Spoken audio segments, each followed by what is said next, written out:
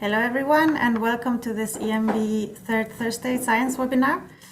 My name is Anna Rodriguez. I'm a science officer at the European Marine Board and I will be your moderator for today. So before we start, just quickly some housekeeping rules. Please make sure that your name is clearly entered so that when we ask you a question, we know who you are.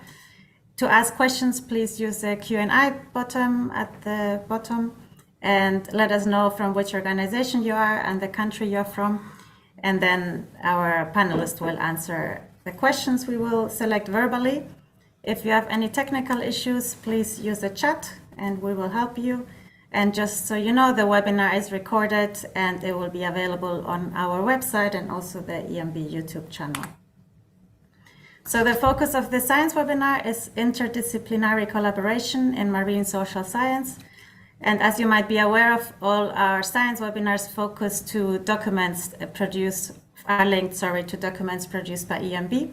So this particular webinar links to 3 documents. One of them has already been published. That's the Navigating the Future 5 document, which is part of our flagship series, Navigating the Future. So it links to the Sustainability Science chapter, and this document was published in 2019. And then it also links to 2 upcoming documents, so keep an eye for those. One is on coastal resilience. It will be published in October this year. And the other one is the next edition of Navigating the Future, NF6, and the chapter Ocean and People, and that will be published in spring next year. So today we're very lucky to have many speakers with us, all from MASTS, the Marine Alliance for Science and Technology in Scotland, and the part of the Marine Planning and Governance Research Forum. So we will hear from 9 speakers in a pre-recorded video, which I will show in a second. And then we will have 3 panelists live with us that will answer all the questions. The panelists are Tim Stojanovic, sorry if I mispronounced, Daniela Diz and Tavis Potts. So I will stop sharing now and share my video, the pre-recorded video.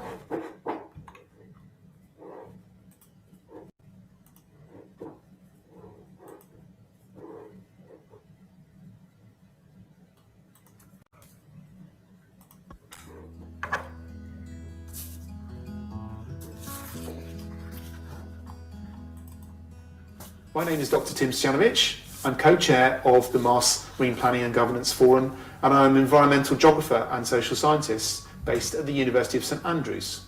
We're members of the Marine Planning and Governance Forum. We're a group of social scientists, sustainability scientists, and professional practitioners who are involved in marine research. This presentation is designed to provide introduction for academic and broader audiences, particularly those who are designing interdisciplinary projects and want to implement collaborations with social scientists. Our approach is based around research in the marine and coastal environment, but these ideas might be relevant more broadly. In the first part, I want to provide some basic information on the social sciences for you. It's useful to start with the broader context, an international overview of the historical development of disciplines. In the pre-Enlightenment age, the natural and social science disciplines would have been grouped together under the topic of natural philosophy. During the Enlightenment, knowledge production became more specialised and disciplines began to emerge. This was first reflected in the early 1800s with the development of specialised journals for the natural sciences. From the 1850s, the development of university curricula encouraged the emergence of social science disciplines. Research on oceans and coasts expanded significantly in the early 1900s with the foundation of institutes of marine biology and oceanography. However, it's only during the last decade that a critical mass of social science has been conducted, such that scholars might refer to themselves as marine social scientists. It's helpful to see social science within the context of a wider scientific endeavour. Worldwide, we've seen the explosion of academic production with over 30 million scholarly outputs from 20 million authors over the last decade. However, on the left-hand side, you can see that social science is a relatively small component of this endeavour alongside natural, clinical sciences and engineering. The focus of this presentation is interdisciplinary approaches. There's been sustained argument over the last few decades for the need to break down disciplinary silos in order for the academy to respond to complex global problems and the interlinkages between planetary and social systems. This is the core argument behind an interdisciplinary approach presented here. And I would say this argument has been largely accepted. And whilst there'll always be disciplinary-based research, and we're not arguing against that, rather we're interested in approaches, sometimes called sustainability science, that will bring together disciplinary knowledge in a problem focus and create a holistic approach to research. This is a response to the scientific reductionism mentioned earlier, which, although it's proven very successful in generating knowledge, we recognise that no one discipline can provide the evidence needed to respond to these complex problems, such as climate change. In using such terms, it's helpful to begin with starting definitions. We can set aside multidisciplinary, perhaps, which is commonly understood to be where the disciplines make a combined input, and it's well known and reflected in approaches like environmental impact assessment or multi-author reports, where each author writes a different chapter, and the knowledge user is the one who conducts the synthesis. An interdisciplinary approach is something more than this, and Stock and Burton define it as research in which there's a high level of integration and cooperation to bridge disciplinary viewpoints. Reflecting from our experience, we found this to be a common aspiration, but a rare achievement. A transdisciplinary approach goes even beyond this and can be defined as research which seeks transcendence of disciplinary perspectives into a broader framework, also combining knowledge from non-academic perspectives, such as traditional knowledge bound up in culture or local knowledge from long-standing experience of a place. It's also important to recognise that interdisciplinary collaboration can be broad or narrow. For example, narrowly between two quite close disciplines like planning and law, or broadly bridging the divide between something like a social science such as sociology and a natural science such as ecology, and this is a more challenging undertaking perhaps. Since we're talking about interdisciplinary research, it's important to introduce the given social science disciplines and recognise that the term social science is a categorisation of a broad bundle of things. This typology of disciplines shown comes from the UK Economic Social Science Research Council, and behind these disciplines it could be divided into hundreds of different fields. On the left hand side we can see the traditional social science disciplines, and on the right hand side we can see some more applied disciplines such as planning and law, and we could have listed many more of these such as social work, but we started with those that are most relevant to the coastal and marine context. Probably an important point for natural scientists to recognise when they're collaborating with social scientists is that there are broad debates and contestation about what is valid social research.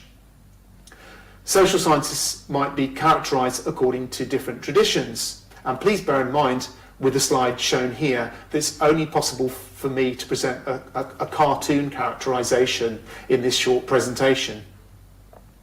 Contrary to popular opinion, I expect there's also a very large variety amongst the natural scientists. Not everyone appears to be doing hypothesis testing. But nevertheless, the differences appear to be greater in the social sciences and a source of ongoing arguments and debates between social scientists. So, how might we present a cartoon characterisation? Firstly, we might put forward one approach as a naturalist approach to the social sciences. This assumes a unity of approaches with the natural sciences. It's reflected in the dominance in disciplines such as economics or psychology. And to summarise this approach in a cliche, we might say it's often reflected on a focus on modelling and stats tests. Secondly, we can consider approaches to social research which make a distinction between the natural sciences and the social sciences. I've called this an interpretive approach. And the difference here is largely based on the unique nature of humanity in terms of the role of free will in social affairs and the need to interpret the meaning of human actions. This is recently common in some fields like international relations and leads to focus on intensive studies that consider both social structure and social agency. Thirdly, we can consider a broad tradition of critical theory, which is where society is examined under the lens of a big idea, such as feminism, Marxism, or post-colonialism. This approach can seem quite far from the natural sciences, and indeed, it's often been critical of the status of scientific knowledge itself. This might not seem a good starting point for collaboration, but these traditions have raised important contemporary research agendas to do with issues such as social justice. So I've missed out whole traditions here in my cartoon characterisation, such as action research, which is becoming increasingly popular. But the intention of this cartoon characterisation is for you as an audience to recognise that different social scientists who you might work with have different starting assumptions and to begin to understand these. There are many reasons why collaborating across the natural social science divide proves hard to achieve. There's the challenge of contrasting terminologies. Resilience might mean one thing to an ecologist, another to an engineer, and a different thing to an anthropologist. The cultures of doing research vary, and each discipline arrives at a given point with the current uncertainties within the given fields of knowledge. There may be a lack of mutual comprehension about what it means to undertake a mode of research, and this is particularly so where there's conflicting philosophical assumptions as outlined in the previous slide. Overcoming such obstacles takes extra time and effort beyond disciplinary research, and many can't be bothered with this, particularly when institutional systems don't reward it. Another challenge is that not all research is good research, but it's hard for a collaborator from a different discipline to evaluate the quality of it.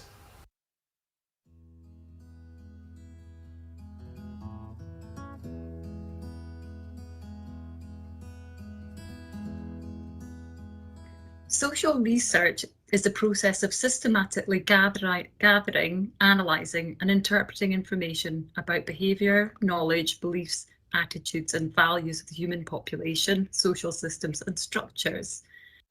It's really the people part of policy development and implementation. And especially we want to know if there's going to be any unforeseen impacts of policy or if things might be experienced differently by different groups within society. So the discipline, social research, it contributes to and draws from the broader social science knowledge base. So those are university subjects such as sociology, social anthropology and economics. So in government, we work very closely with statisticians and economists in the development of evidence to support policy. Social research methodologies typically will include quantitative methodologies and qualitative. So quantitative, this is more sort of like a social survey that's taken at a wider scale. So that's to give a more of an overview that might be more representative of society as a whole or of a particular population that you're wanting to do research on. And qualitative research enables you to speak to people at more individual level. So you might do sort of face-to-face or depth interviews or focus groups. And these are designed to explore issues in more depth and detail. So involving a smaller number of people, but enabling us to drill down into some of the issues. So it's really important within social research to get access to different points of view. So we'd like to make sure that we're representing different groups in society. We use a wide variety of analytical tools and approaches to tackle complex problems and to facilitate policy development. So some of the tools that we use include logic modelling, and that will help us to develop a theory of how a policy is going to be delivered. Participatory engagement methodologies, so that's enabling us to speak to communities and get better understanding of things from their own point of view. And we also do a lot of monitoring and evaluation of policy. And we do public attitudes research, panel surveys, and we look at behavioural research as well, which can help to inform behaviour change. We also do social impact assessment. So that's often to look at things a bit beyond purely economic considerations. We offer presentations, think pieces and position papers to help design and challenge, as well as reducing risks and to trial things. So all of this helps to improve the quality of decision making in government. We'll draw on evidence and knowledge to inform, influence and facilitate. Well, we bring a systematic approach to dealing with evidence and information, and we structure information to help aid understanding. So I think this can help scientists in our sort of collective endeavour to tackle key issues in society, such as dealing with climate change, for example. We can help scientists to communicate the key messages to understand, to enable a better understanding of the implications amongst the general public. We also offer insights into human behaviour towards and attitudes to the natural world. So I think that can help the knowledge of science to actually have the impact to change human behaviour in order to protect the natural world. And our methodologies also will enable science colleagues to open up dialogue with the public or with particular target groups whose behaviour they might want to change. So whether those are businesses, the public, local authorities, fishers. So in short, really, we translate science into a language that the general public and other people can understand. At the moment, I'm currently working in a multidisciplinary team in Marine Scotland to develop a blue economy vision and strategy. So this team involves a wide range of colleagues from different disciplines, and I'm there as a social researcher, and we also have science policy colleagues. So the blue economy approach puts nature at the centre, and it's really the basis of everything that we can get out of the sea for use. So my role in this group is to reinforce the importance of engaging with communities and giving consideration to different points of view, developing policy on the natural environment.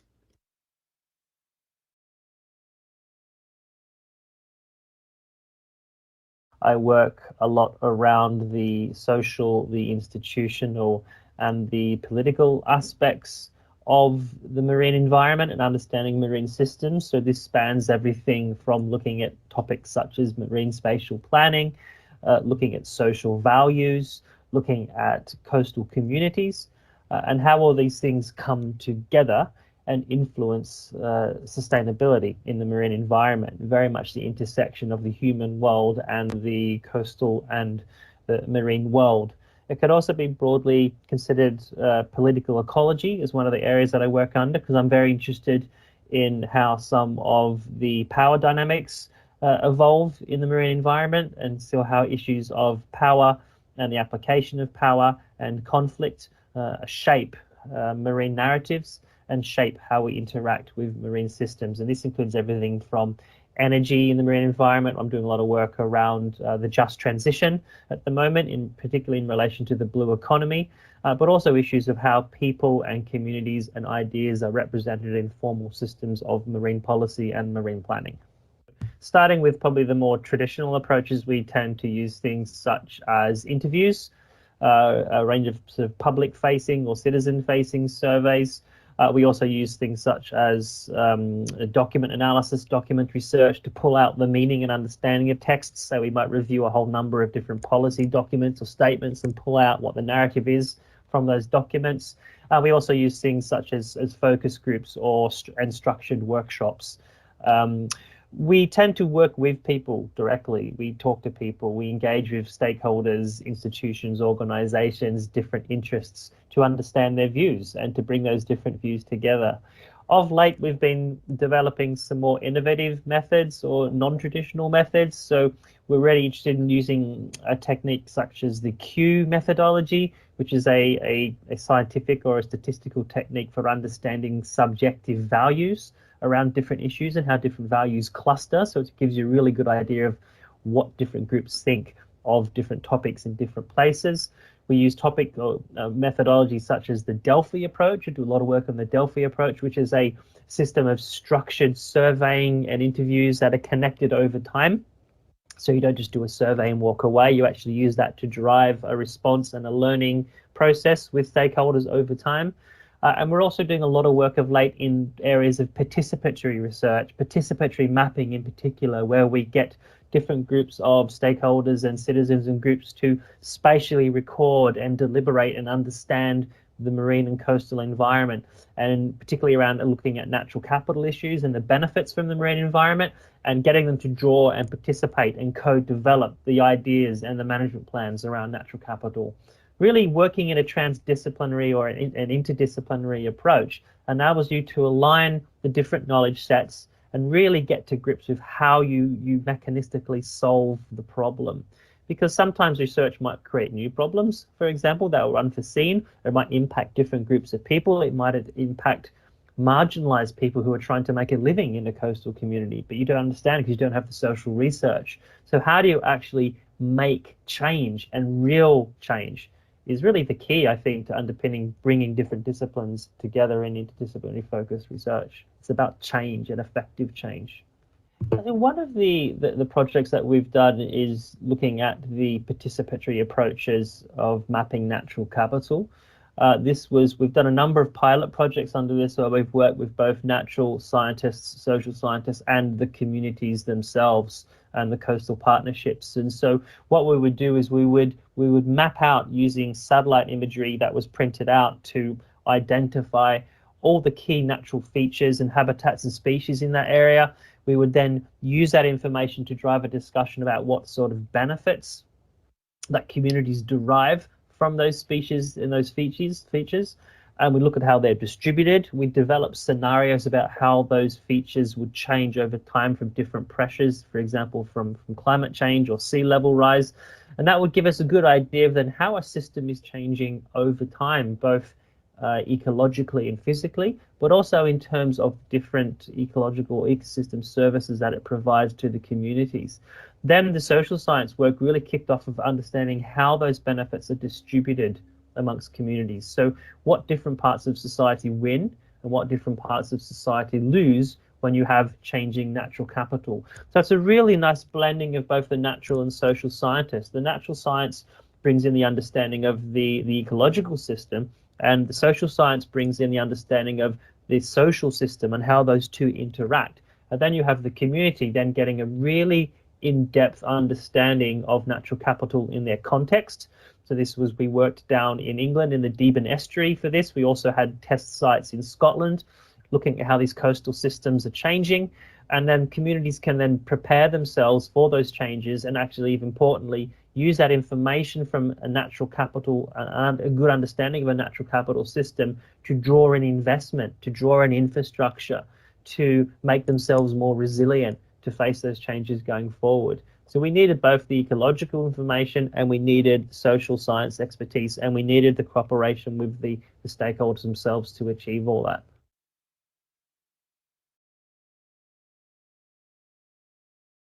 Three represent that well. One is impact assessment tools and techniques and methods.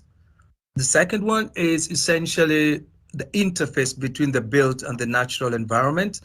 And that is all united within this focus of environmental governance. So overall, we have a mixed approach. So we have qualitative methods, that surveys generally, that tends to be interviews and questionnaires or focus groups.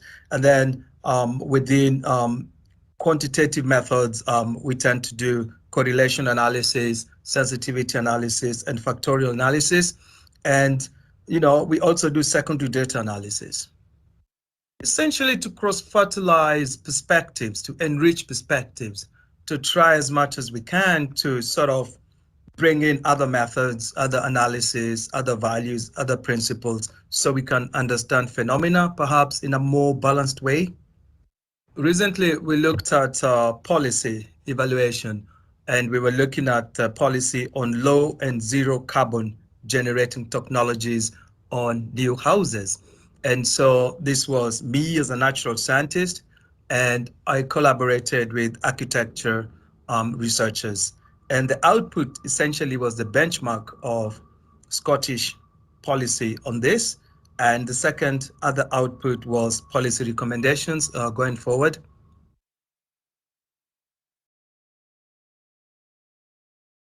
I'm an international environmental lawyer, and my discipline, by nature, it's very interdisciplinary, because international law and especially environmental law, the component of that requires at least some understanding of environmental issues, which relates to natural sciences as well. So, but my focus of research is on the marine environment, so international law of the sea, and the relationship, especially around the protection of the marine environment. So the relationship between that convention with a number of other treaties that can provide some protection around conservation, sustainable use of marine biodiversity.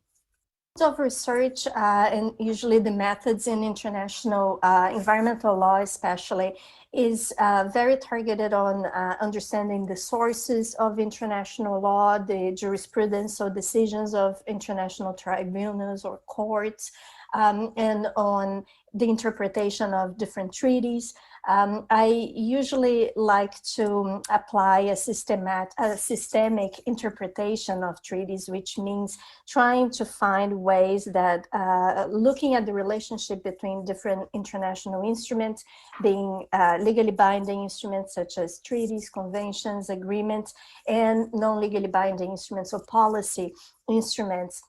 How do they work together? And how can we interpret them in a way that can actually provide for some policy coherence at the international level?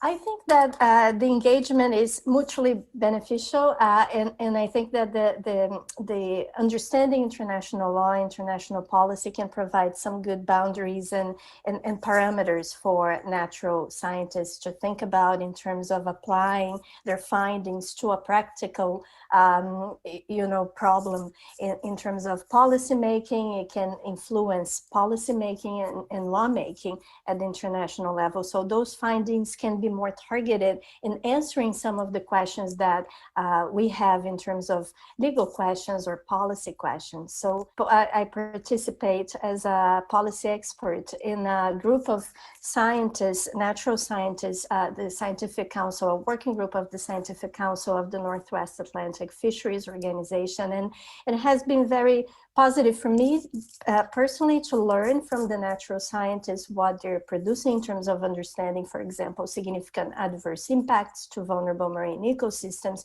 and also in the development of ecosystem approach to fisheries. But my participation in that meeting also provides some good, I find, good context for why we are developing those tools in terms of what it means for the broader policy making, for the regulations that are adopted every year by NAFO, the Northwest Atlantic Fisheries Organization, and also what it means for the broader global treaties as well in terms of responding to UN General Assembly resolutions requirements around the protection of vulnerable marine ecosystems and the application of the ecosystem approach.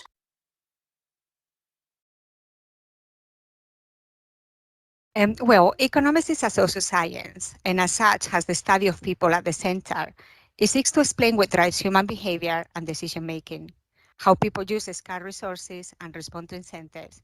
It uses scientific methods to understand and predict the interactions between parties in the case of microeconomics, or at a larger scale for the whole economy in the case of macroeconomics.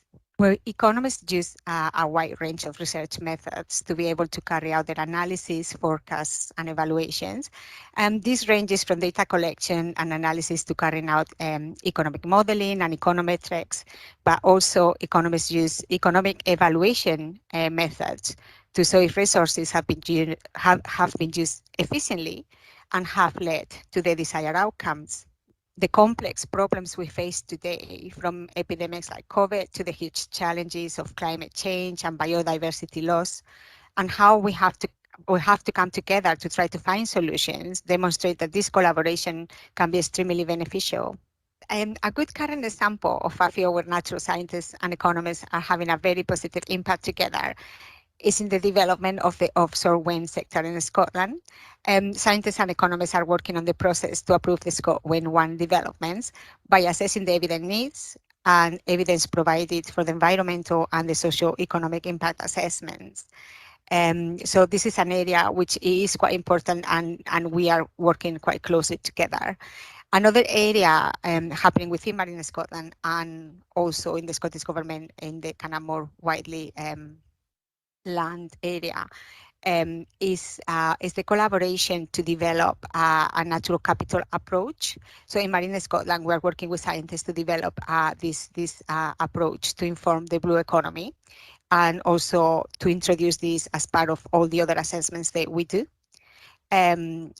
through economic ecosystem services valuations and things like that. So it is happening more increasingly now.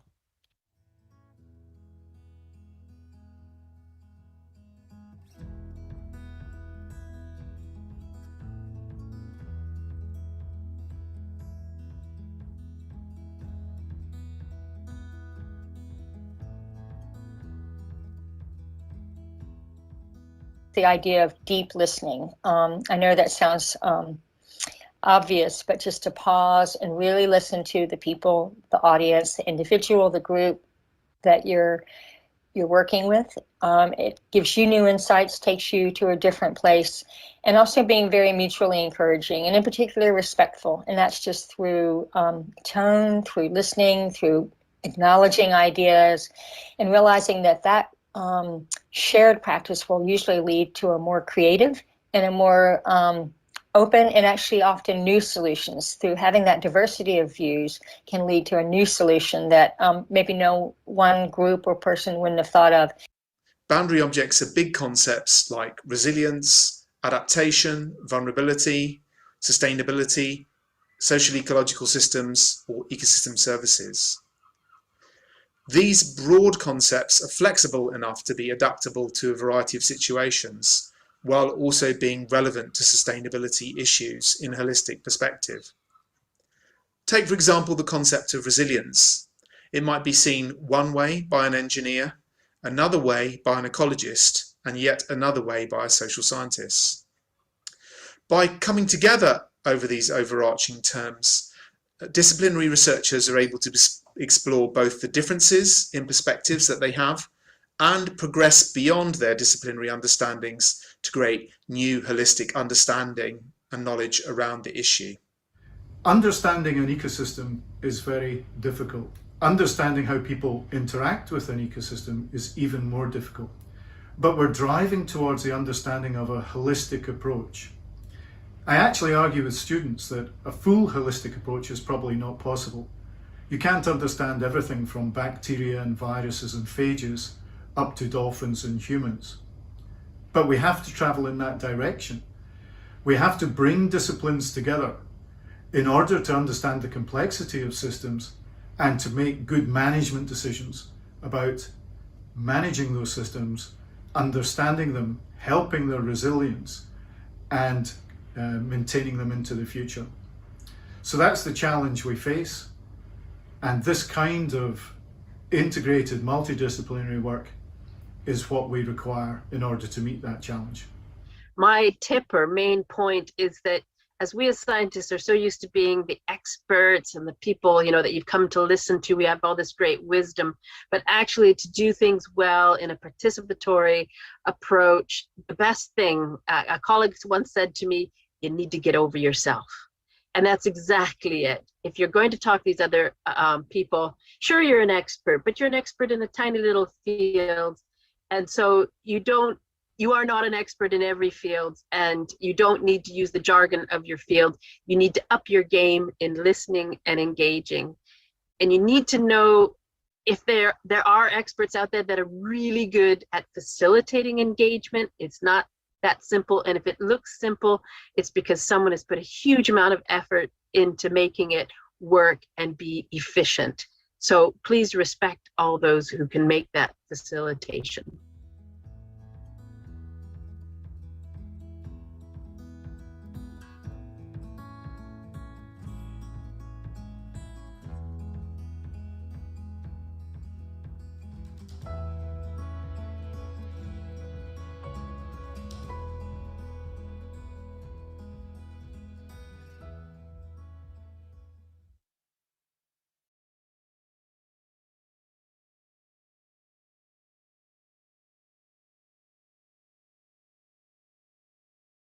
Sorry, I was muting. I was saying thank you very much. That was great. If I can invite now all our panelists to turn on their video. Great. Hello, Tim, Daniela, and Tavis. Thank you very much for that video. It was really interesting. I really liked especially the challenges you mentioned and the tips of how you can overcome those challenges. I don't know if you have anything else you want to elaborate on that, or any actual examples on where you applied any of those tips. So yes. If I may, we obviously tried to fit all our communal understanding of this challenge of working together in interdisciplinary projects from a social science point of view into 30 minutes, and so you weren't able to speak in detail about them all. But one of the other final challenges that you'll see on the last slide was just dealing with contrasting terminologies that we have with one another. So a model, what is a model? Is it a statistical model? Is it a numerical model? Is it a conceptual model? Is it a catwalk model? I don't know. So sometimes I think when we're developing interdisciplinary projects together, we just need to simply craft some time to understand one another's jargon. And obviously, we can't necessarily, for myself as a social scientist, I don't necessarily understand all the ways, for example, in which biodiversity is thought about or measured. So you can't put me back in a first year university lecture and give me a whole year's course. But how could perhaps, an ecologist help me understand a bit more about biodiversity and how it's thought about and measured? And at the same time, I might be helping that ecologist understand more how a concept like well-being is measured. And that's part of our journey together on an interdisciplinary research project to understand one another's terminology. Yeah. Yes, I agree. And I think it can really widen your perspective when you also hear from others how they define the terminologies. But there can also be a lot of conflict if people have different ideas of what resilience means, for example. So I really liked also your suggestion of having professional facilitators. I wonder if that's something that should really be included in interdisciplinary projects to help with conflict management. So yeah, that was a great idea. Does any of you, Daniela or Tavis, have anything to add to that? Yeah, I really like, in that slide, the exploring, since we're talking about definitions, Tim gave that example. I think that's fascinating, exploring definitions together. I think it's a good way also to create trust amongst those different stakeholders involved in the process. And, because if each one of us will have a different idea. Of course, from my background in international environmental law, some of those terms are already defined in legal treaties, or, and then exploring how much flexibility that definition gives or not, and how to actually apply those concepts in practice and exploring together. I think it's a great way to do that. So, yeah. Great. Also, just a reminder to all the participants, if you have any question, please put it in the Q&A. Just like to add that yes. Both the natural science and social science fields are constantly evolving with new practices, new ideas, new methodologies. So there's a constant process of discussion and engagement between many different fields within those and more broadly as well. So one of the challenges that we're facing increasingly in the research is how do we talk to people? How do we engage with people? We find often that people have been over-interviewed, for example, or new data protection laws, for example, are quite prohibitive around ethics processes for interviewing. So there's a constant innovation happening. So that's one thread, I think, which is a new challenge. I think also, in my experience, that we tend to very much focus on concepts and theoretical positions, but actually there's very much a very strong social justice aspect to a lot of social science, and while understandings of the theory and the scientific principles is critically important, what's more important for me, at least in my research, is how do we represent people? How do we represent the marginalized, the dispossessed, those without a voice in the process? That can raise very challenging questions. It also involves us, both the social science and natural scientists, to step back and ensure that the stage is there for the people who are affected by decisions, or be affected by changing climates, or be affected by new resource regimes. How do we empower them? How do we listen to them? How do we step back and give them the light? And how do we actually create changes that support them going forward? Yes, and linking to that, you mentioned the Q methodology to analyze different subjective values, and I think that was really interesting because indeed sometimes the problem is that people see things differently, like is a marine protected area useful or not? A fisher might have a very different opinion than an environmentalist or a local person. So I wonder, do you have actually any examples of where you applied this methodology in a concrete marine setting and how it helped or the challenges? Yeah, it's not actually a marine example, but I currently have a PhD student using Q methodology. It happens in the marine environment, I guess, in a slightly marginal way, but I have a student who's working on issues of energy issues in the marine environment. So we're using Q methodology to explore the different and deep and very contrasting social values around carbon capture and storage technologies, for example, which do actually operate in the marine environment, and they will be building infrastructure in the marine environment and pumping carbon underground in the geologic marine environment. So we're using Q methodology because it's really good at understanding these deep values and perspectives. And particularly around the issue of social license, which is really, really important in the net zero transition, both on land and at sea and everything in between. And that enables us to get a much more sophisticated, I think, understanding of values and perceptions around social license. It could be, different industries or different technologies. That's what we're using it to do. Much more powerful than say a survey which asks you to rank something on a Likert scale of 1 to 5, for example. This is about a deep dive, and there are other social methodologies which can explore that. But we have to have a level of sophistication about understanding values, not only understanding values, but then what those values mean for decision making, planning, political processes, and things like social acceptance. Likewise, I have an example of a PhD student, Sasho Gordans, who's been doing some research recently on EU environmental protection policy, and he's used Q methodology to come to an understanding about the viewpoints of international experts, and broken it down into 6 groups. Broadly, a sustainable use group, but then another group that's more about more of an environmental protection group, as you might expect, but that group itself splinters into 5 different subgroups, from kind of more radical protection, wanting more highly protected marine protected areas, through to less radical approaches. So I think sort of understanding that breakdown of viewpoints that could be quite important in understanding why things like the implementation of the Marine Environmental Strategy Framework Directive is struggling. It may not just be because that we can't come to an agreement about similar measures. It may also be because, at the fundamental level, even the professional experts hold fundamental different values and viewpoints about what protection means. So that's how that kind of research can help, I think.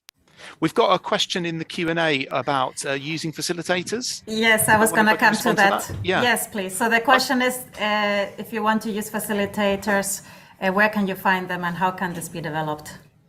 I think there are people very often people who've done an undergraduate degree in one natural science project and then a further degree in a social science project who pick up on having kind of project management and facilitation skills. Sometimes those people don't tend to be found in the academy because actually that's quite difficult for them to have a role in universities which are organized along disciplinary lines. So they do tend to set up their own consultancies, and I can think of 4 or 5 people I know who've done that. But yeah, they do have this expertise in sort of managing meetings and bringing people together, and I think they could be an excellent addition to cost into a research project. Bring them along to actually manage the meetings. Yeah, I don't know if my other colleagues have, they themselves have experience of acting as facilitators. I know that you've done that a fair bit yourself, Tavis. Yeah, I think there's 2 schools of thought here. One is that the social scientist as a facilitator, and in many ways that's a part of what we do, is to construct ways of engaging, listening, getting the data out of those conversations and those processes. So although it's a little bit controversial, but sometimes social scientists aren't great facilitators either. and it depends on the particular situation or the issue. But I've certainly am currently facilitating a range of events with the current project looking at natural capital and communities in the estuarine environment. We design and facilitate the process. But the other approach is what Tim's saying, is having actually an external professional facilitator that you can hire. There are many consultancies around that, and I found this to be particularly useful if it's a highly split or controversial issue that we're exploring. So if it was highly protected MPAs, for example, in Scotland, or if it's we do quite a bit of work around oil and gas or the future of energy in the offshore marine environment. And sometimes it's useful to have an external professional come in to do the facilitation, while you can then leaving you free to focus on the social and natural science component within those conversations. So I think there's two streams there of thought about how you approach it. Yes, I can just agree with that. We also use professional facilitators at the European Marine Board for some events, and they're really great. So indeed, if the topic is very controversial, it's a good investment to factor that in the proposal. Okay, we have a couple of questions from the audience. So I will start with one from AID No Mahoney. It's for you, Tim. So the person says that you mentioned transdisciplinarity encompassing non-academic knowledge systems. And she says she's curious to hear any of your thoughts on any specific challenges or lessons learned in regards of incorporating these diverse types of knowledges that don't fit into very strict boundaries of academia. Yeah, I think that's a big topic to unlock, but a really important one and a really timely one as well. I hope that my other colleagues will make some comments. I think, yeah, it is challenging in that those kinds of knowledge, the kinds of knowledge that, for example, a social anthropologist might help you unpack about how knowledge about the environment is codified in cultural traditions, or the kind of knowledge that comes from someone, for example, who's a professional sailor and has sailed on the same estuary for 40 years, their understanding about, how a particular result of a scientific model or investigation might or might not tally with the environment. I think it's true that those forms of knowledge aren't necessarily organized in terms of how we think about academic papers. So I think, yeah, it really requires a whole new set of understanding about how to incorporate that knowledge. I think it does sometimes come with risks as well, because say, for example, you're working in a setting where you have indigenous communities, and then you may want to go to those indigenous communities for their knowledge. But it might be a very instrumental approach you're taking, where you're extracting their knowledge for your own use. So that brings up different ethical problems. And those indigenous communities have their own power structures. So when you go and ask someone, do you ask the chief, or do you ask other members of society for whom it might not be so traditionally acceptable to have a voice? So I think it comes with all sorts of challenges. I think increasingly we recognize, if someone has lived in a place for 30 or 40 years, or if someone, has a whole cultural tradition that's encoded some knowledge, why wouldn't we want that knowledge to inform our holistic understanding of an ecological system, and to act as sometimes a corrective, or even a reassessment of our understanding how the system functions. And I think probably Tavis would go further than me, and that was alluded to in what he said about giving those communities center stage. So there's different views amongst different kinds of social sciences about how far we go with that. So Danny or Tavis, do you want to pick up on that? Danny, yes, please.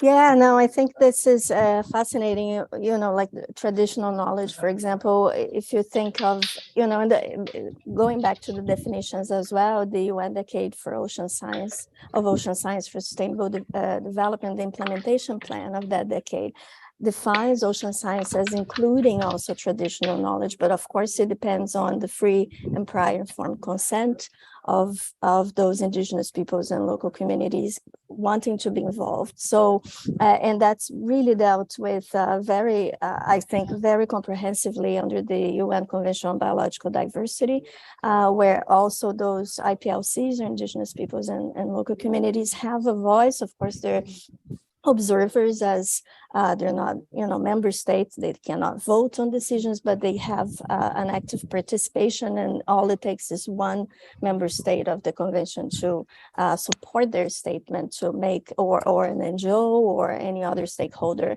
that's an observer to get that incorporated. So I see transdisciplinarity also in light of that, like providing academic research that can support practical decision making and finding solutions. It's supposed to be solution oriented, so not just in a bubble, but something that what Tavis was also mentioning to bring change, to bring social change as well. So combining all those elements, I think it's really important. Great, thank you. Yeah, Tavis? I think there's a couple of challenges here. So one is about how do we incorporate local and indigenous traditional knowledge in our research proposals, because I think the research proposal structure in itself is quite antagonistic or challenging, to say the least, about incorporating that. Because the reason why, because you have to do spend a lot of time building trust. I would say months at least, potentially years of building trust.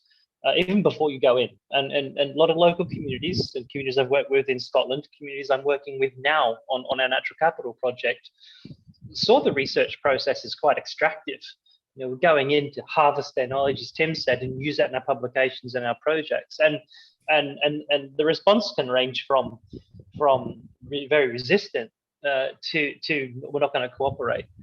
So you really have to do the time in building up relationships, understanding, and not trying to impose our models and ways of thinking onto local or traditional groups. And how you write that into a proposal is challenging, but it can be done. I've reviewed proposals that have done it quite well, particularly longer proposals. The other side of it is that you can get really, really interesting, fascinating information that comes out that challenges your own ontology, your own ways of seeing the world. We had a group in Scotland, in the Cromarty Firth, the natural capital mapping project, where we had someone who's from a Scottish clan who essentially had over 1,000 years generational knowledge of the site.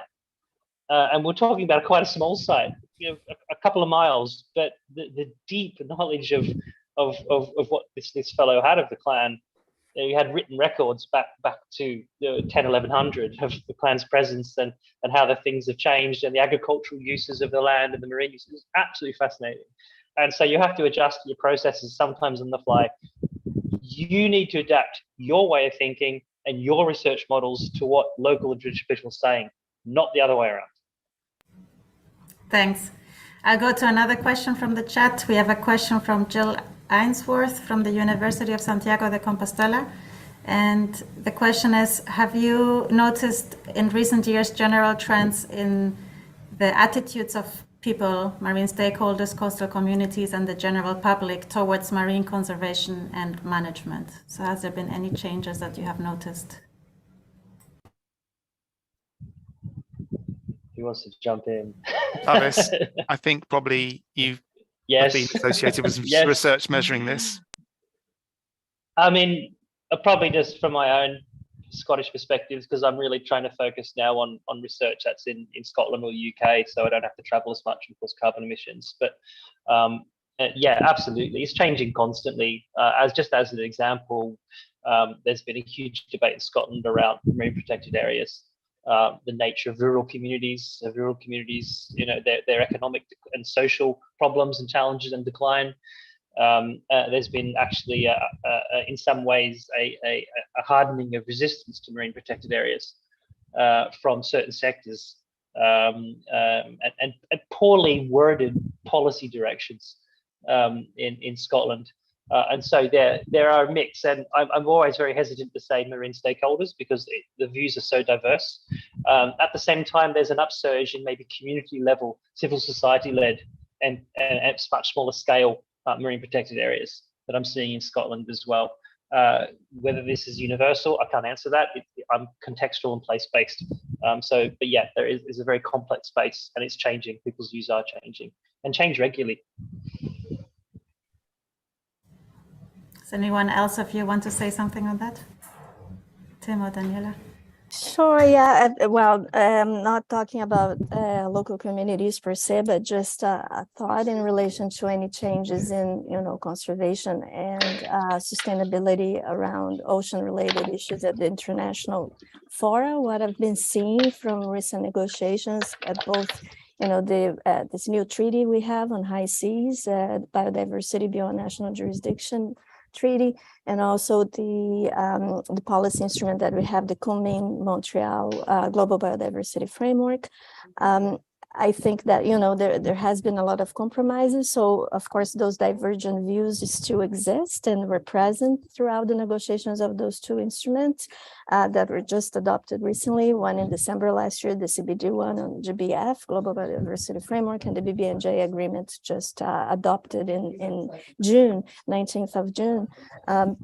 So those polarities existed, but what they managed to achieve in both cases was to reach a compromise. And even, the definition of marine protected area or the target 3 on the GBF on 30 by 30 sustainable use was made part of the language, but not in all cases, just acknowledging that sustainable use could be part of that MPA if the conservation objectives allow for that. And similar definition also around marine protected areas in the BBNJ agreement. So that kind of, that polarization has led to some compromises. So at least that resulted in a positive achievement of both instruments, one legally binding, one non-legally binding, but they're mutually supportive. So that was good to see. Yeah, that's great. And I guess during the discussions, when the compromise is reached, your views also probably change a bit. So that also helps to broaden your perspective and change a bit the view.